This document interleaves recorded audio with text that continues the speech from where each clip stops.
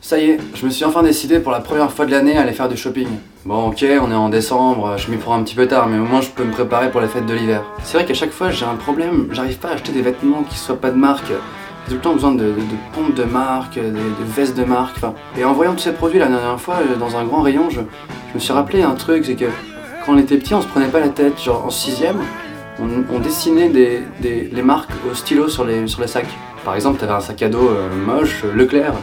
Ce qui est bien, c'est que tu pouvais mettre le logo Nike, Reebok, Adidas dessus. Excuse-moi, la marque Reebok sur ton sac, c'est toi qui l'as fait au stylo bille?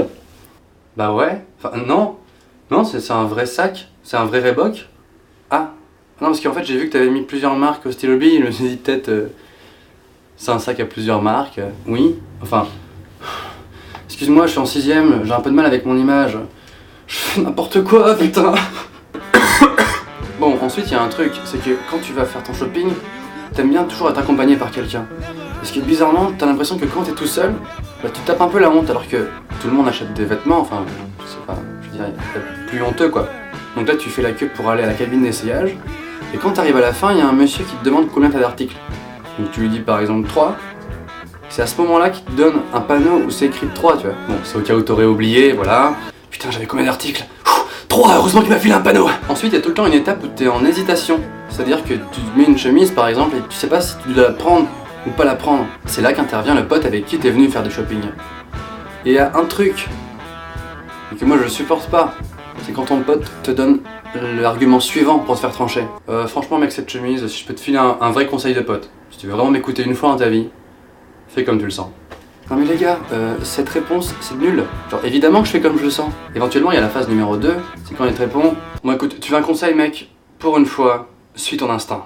Je suis mon instinct, bordel de merde, mais là je suis perdu, j'ai besoin d'un argument, tu vois. Enfin il y a la phase numéro 3, et ça c'est peut-être la pire. Bon écoute, je vais te dire mon avis sur cette chemise.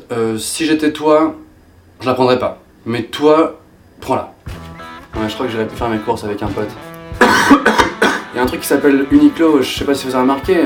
Quand tes potes te parlent d'Uniqlo, à chaque fois ils te font la même remarque.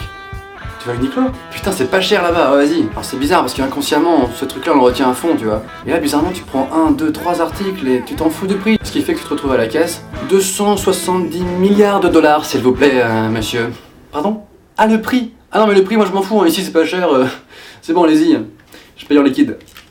Bref, j'en ai eu un peu marre, j'ai décidé que je n'irai plus jamais faire de shopping. Mais si jamais je fais plus jamais de shopping, en fait, je pourrais jamais avoir de vêtements parce qu'ils vont s'user au bout d'un moment et je vais finir par être nu. Donc en fait, je vais peut-être me mettre au nudisme. Mais bon, c'est dans un certain nombre d'années parce qu'il faut que les vêtements ils s'usent entre temps. Si vous aussi vous voulez participer à cette rébellion contre le shopping, faites comme moi. Gardez vos fringues toute votre vie.